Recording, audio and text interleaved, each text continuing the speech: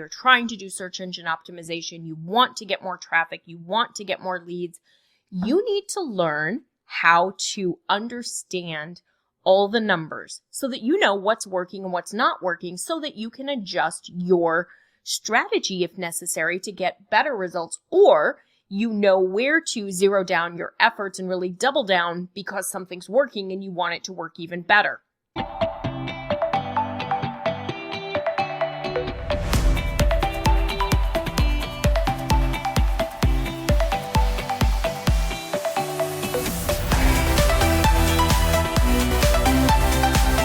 When you're marketing your business, you need to understand where your traffic is coming from, where your sales are coming from, where your customers are coming from, because that's the only way that you're truly going to be able to grow. So when we look at SEO, there are a couple things we're going to look at. SEO is our search engine optimization. When we're optimizing for keywords and we're choosing them and we're using them on our websites, the first thing that we're going to want to watch is our keyword rank. So when you first start your SEO, you're going to take what we call a baseline report. That is where you're at today, and it's a snapshot. And I want you to look 12 months back. If your business has been in business for at least 12 months and you've had a Google Analytics or another analytics tool on your website, I want you to go back and I want you to create a template that includes your total website traffic, your SEO traffic, and I also want you to look at your keyword rank. And we're going to do that at the beginning because we want to know how your performance is growing. What are your trend lines? Are you up? Are you down? Do we have seasonality? There's a bunch that we want to track when we're talking about metrics. So let's talk about your keyword rank. In order to get your keyword ranking, you're going to need to subscribe to a keyword ranking tool where you can track your keyword ranking over time. The way that it works with keyword ranking is the lower the number, the better. So as your number gets smaller, you should start to get traffic to the page that's ranking for that keyword, because the smaller the number is on your keyword rank, the higher it is that your page is showing up in Google search results. So this is really important to understand. So like 1 versus 11, 1 is significantly better than 11 in keyword rank, okay? So smaller is better. You want to rank as high as possible. The higher you rank, the more likely you are to get traffic to that page from that keyword. Now I want you to look at your keyword rank today for whatever optimization you're doing. So if you've just listened to the episode on what to do if I were just starting out and you're starting to optimize those first few pages of your website and you've chosen the keywords, I want you to put them into your reporting tool and I want you to get today's baseline number. And the reality is you're probably not going to have a small number. You're probably going to have a very high number. When you first put it in, you probably won't get data for a day or two because it has to go through and do the crawl and then it'll update and tell you where you're at. If you're not in a position to pay for a paid keyword tool, you can use a tool called Small SEO Tools. You'll just have to manually keep track of it because they don't keep track of it over time. But you can go to Small SEO Tools. You can choose the keyword rank option. You can put in your website and the keywords that you're trying to rank for, and it'll tell you where you're at right now. Don't just go to Google and put the keyword in and see where Google shows you, because Google gives us personalized search results. And so that data is going to be skewed. You go to your website on a regular basis, so your website is going to appear to rank higher for you than for somebody who would be brand new to your business who's not familiar with your website. So don't go to Google to try to figure out where you're ranking. It's not going to work. You need to use a tool. Once you've established your baseline metric, you know where you're starting. I want you to look at it no more than twice a month, no more than every 2 weeks. You only want to make decisions on it once a month. So you really, truly only need to track it once a month. But if you're curious, go ahead and look at it every other week. But you really aren't going to see very fast increases or decreases in most situations. Now, if you happen to go in and you see that maybe you were in position 3 and now you're in position 20, something happened.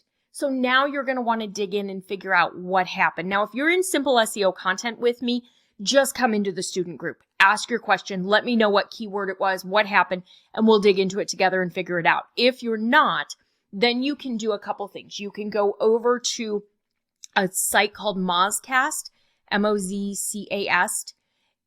C-A-S-T. It gives us an indication as to how volatile the search results have been recently. So it'll tell if it's sunny, if it's cloudy, if it's stormy, etc.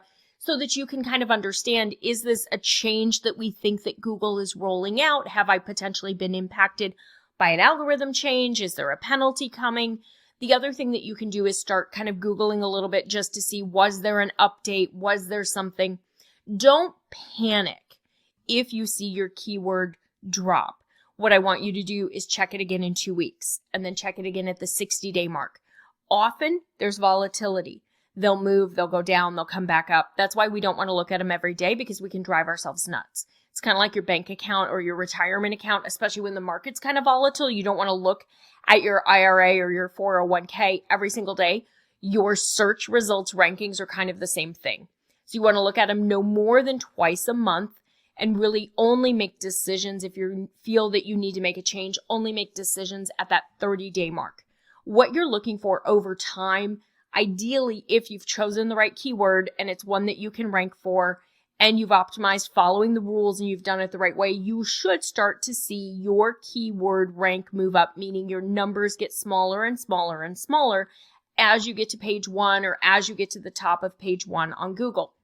The higher you rank, meaning the smaller your number, the more traffic you should start to see coming to your website from Google, especially going to those pages that are ranking higher at the top of Google's search results. So the next thing you're going to want to look at is your Google Analytics account. And you need to be in GA4. If you still are on UA, Universal Analytics, you need to move. Google is no longer supporting Universal Analytics, and they have not for months now. They stopped supporting it over the summer. So if you still have data coming into your UA account, it is going to stop. Most of my client accounts stopped tracking by September. So make sure that you're on GA4. And what you're going to want to do is to go in and look at your traffic, and you're going to want to see what channels are sending your traffic. And what you're going to want to track, and you're going to want to track each month, is your total website traffic and your SEO traffic, or your organic traffic. Because when you're working on SEO, you want to make sure that it's sending people to the website. So you want to look and see how much of your traffic is coming from SEO. Now, generally, a well-optimized site, from an e-commerce perspective, we usually try to see about 30% of the traffic coming from SEO, because e-com tends to do a lot more paid. Some of my clients and students, we see 50 or 60 or even 70% of our traffic coming from SEO, because we're not as reliant on paid ads as e-com can be. So you want to see that you're getting a good chunk of your traffic. I would aim for at least 30. If you're up in the 50, 60, that is fantastic. So you want to see what percent of your traffic, and is that increasing over time? You want to make sure, and we'll talk more about this in the marketing performance podcast episode, but you want to make sure that whatever channels you're working on and you're focusing on, that you're getting results. So if you're doing SEO, but your keywords aren't increasing in rank, or you're doing SEO, but you're not getting more organic traffic, something's not working, my friend. And that's where you've got to figure out what's wrong. If you're in simple SEO content, just come ask me. That's why we have the student Q&A calls and why you have access to them as long as the course is part of my business, because questions come up, questions arise. So once a month, I want you to look at your keyword rank. I want you to look at your total website traffic and your SEO traffic, so you know what percentage of traffic is coming from SEO.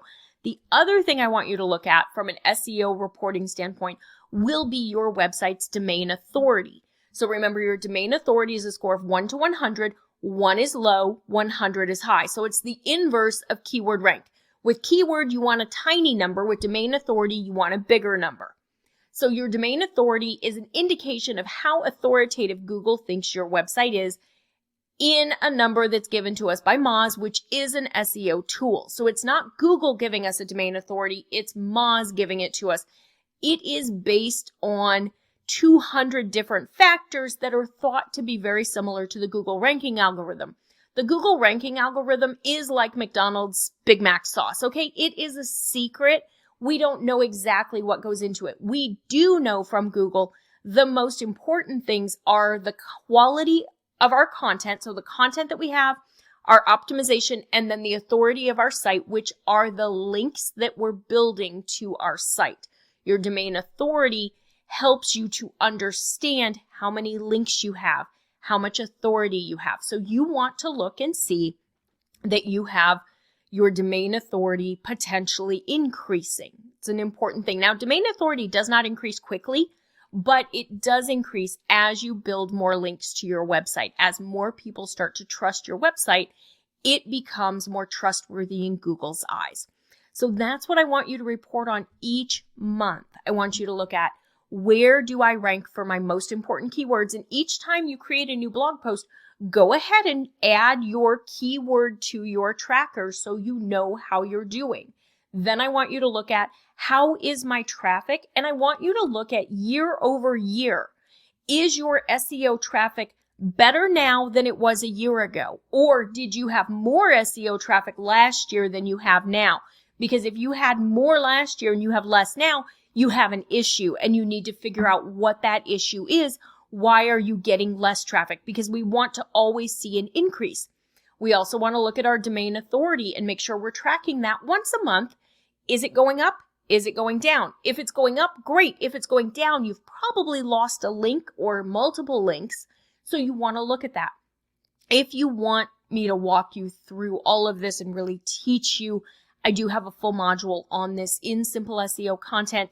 And we've done some additional bonus student training calls on it. We did a training call on Google Analytics to teach you how to go through the new Google Analytics GA4 because it just changed on us for the first time in about 15 years.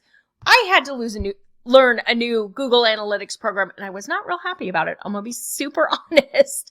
But if you want to learn how to do this and make it easier, just join me in class. That's what it's here for, you guys. I'm here to help you learn, but I can't teach you everything that I'd like to teach you on the podcast or on the YouTube channel just because it goes further in detail than I can go in 15 or 20 minutes. And I really want you to be able to learn and see how everything works and ask questions. So